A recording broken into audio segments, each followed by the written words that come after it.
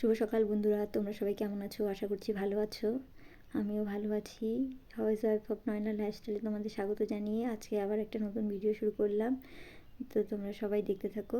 তো দেখো, ঘুম থেকে উঠেই আগে ঘরটা গুছিয়ে নিচ্ছি, ঘরটা একটু ঝাড়ু দিয়ে নিচ্ছি, বাসি ঘরটা ঝাড়ু দিয়ে তারপরে চলে যাব বাইরের কাজ করতে। তো বাসি ঘর ঝাড়ু দেওয়ার আগে আমার বাসন ধোয়া হয়ে গেছে, উঠান ঝাড় দেওয়া হয়ে গেছে, ওগুলো করেই ঘরে আসলাম।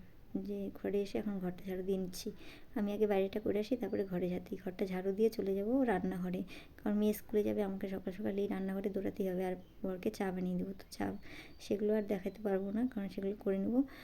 আর তারপরে দেখো এখন রান্নাঘরে রান্নাও করে নিয়েছি, তারপরে সেই রান্নাগুলো দেখো এখন তোমাদের দেখিয়ে দিলাম এক ঝলক। বড়া করেছিলাম আজকে, শালগম আলুর তরকারি, আর হচ্ছে মিষ্টি কুমড়ো ভাজা। তো আমার বর খেয়ে গেছে, ওখান থেকে দেখলেই কম কম সবজি। তারপরে এখন স্কুল থেকে মেয়ে চলে আসলো, মেয়ে আসার পরে এই যে আমরা দুজনে মিলে বসে পড়লাম ভাত খেতে। তো দেখতেই পেলে কী কী দিয়ে আমি খেতে বসলাম। তো খাওয়া দাওয়া করে এখন একটু ছাদে চলে আসলাম, একটু করে রোদ্রু রোদ্রু আছে, আবার দেখি মেঘলা হয়ে যাচ্ছে। তো হচ্ছে যেগুলো শুকিয়ে গেছে সেগুলো তুলে নিই, তারপরে বাকিগুলো তোলা যাবে। তো যেগুলো শুকিয়ে গেছে সেগুলো নিচ্ছি, আর বাকিগুলো উল্টো পাল্টে দিচ্ছি রোদ্রু রোদ্রু দেখে। তো দেখো এখন নিচে চলে যাব, গিয়ে একটু রেস্ট নেব। মেয়েকেও একটু বলবো রেস্ট নিতে, তারপরে আবার সন্ধ্যাবেলা পড়া তো আজকে টিউশন নেই, আজকে বাড়িতেই থাকবে। তো দেখো এখন নিচে চলে যাচ্ছি।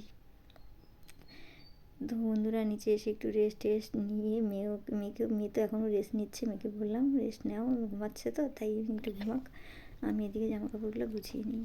তো দেখো এখানে আমি জামা কাপড়গুলো গুছিয়ে নিচ্ছি।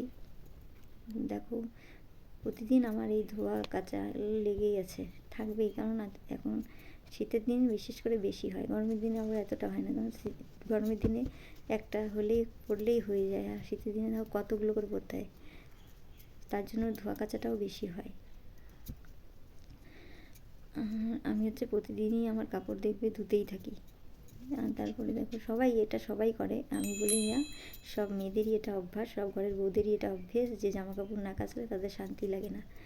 তারপরে দেখো এখন আমি জামা কাপড়গুলো গুছিয়ে তারপরে সব জায়গা মতো রেখে দেবো, চারটা তার জায়গা মতো রেখে দিয়ে তারপরে অন্য কাজ করব। তারপরে মেয়েকে পড়তে বসাতে হবে, মেয়েকে একটু টিফিন বানিয়ে দিতে হবে খাওয়ার জন্য, এগুলো করে নেবো আগে। এগুলো যেটা করছি সেটা আগে করে নিই। তারপরে সন্ধ্যাবাতিও দেওয়া বাকি আছে, সন্ধ্যাবাতিটাও দিতে হবে। তো ভাবছি সন্ধ্যাটা মেয়েকেই বলবো দিতে, আমি আর কাপড় টাপড় বলবো। সন্ধ্যা দিতে গেলেও একটা ঝামেলা, জামা কাপড় ছাড়তে হয় মেয়েদের বউদের।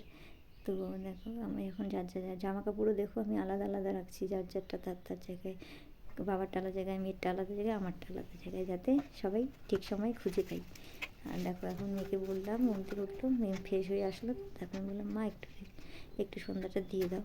তো ওর মতন করে সন্ধ্যা দিচ্ছে। তো তোমরা দেখো, দেয় মাঝে মাঝে দেয়, সবসময় আবার দিতেও চায় না, বাচ্চা মানুষ তো, যখন ইচ্ছে হয় দেয়, আবার যখন মনে হয় যে না দিব না তখন দেয় না।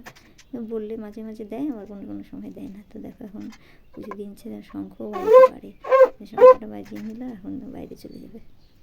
দেখো এই ঘরে দেখাবে, সব ঘরে এখন যাই দেখিয়ে তারপরে চলে যাবে।